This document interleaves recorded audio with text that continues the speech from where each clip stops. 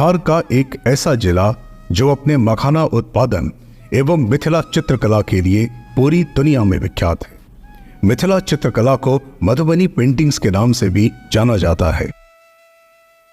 प्रारंभ में रंगोली के रूप में अपनाई गई ये कला आधुनिक परिवेश में अब कपड़ों, दीवारों और कागजों सहित अनेक जगहों पर अपने रंग बिखेर रही है।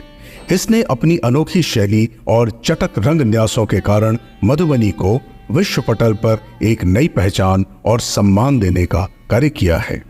कहा जाता है कि इस कला का जन्म रामायण काल में हुआ, जब राजा जनक ने अपनी पुत्री सीता के विवाह को स्मृति स्वरूप संजो कर रखने के लिए राम सीता विवाह की एक पेंटिंग बनवाई, जो शैली आगे चलकर मिथिला चित्रकला के नाम से मशहूर हुई।